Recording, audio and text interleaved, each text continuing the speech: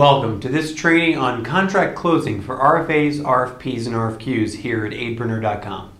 I'm Stephen Laddick, host of the Terms of Reference podcast and principal at International Solutions Group. There is an enormous amount of time and energy spent through the business development and project management cycles of contracts.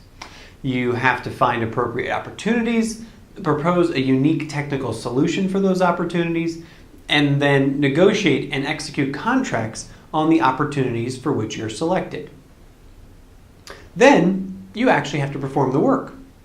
Then after that, you're usually part of a process to understand how effective the work was in solving the problem identified by the client and how well you performed your work.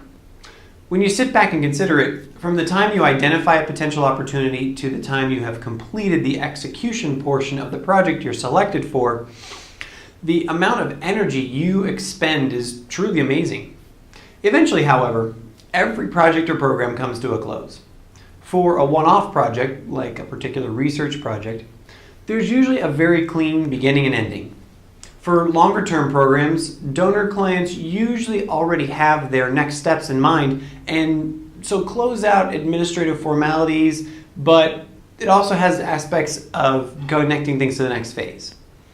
Then for truly long-term and large-scale initiatives, a closeout may be more akin to a reflection point in the project where the organization or client can pause to assess what's been accomplished and how to take the next step.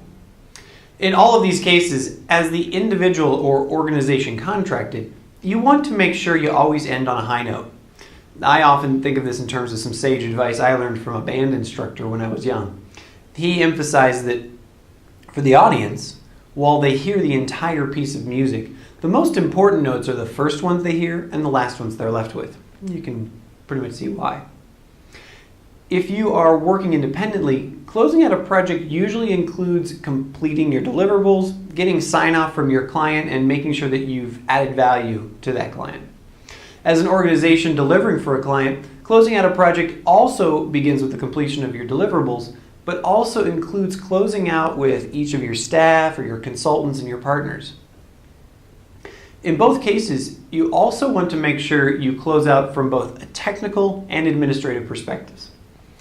This final training in our project management cycle has two goals. First, to discuss how to deliver world-class for your client, and second, how to close out administratively to leverage the professional experience. I'll begin in the next section by discussing how to go about delivering world-class for your clients.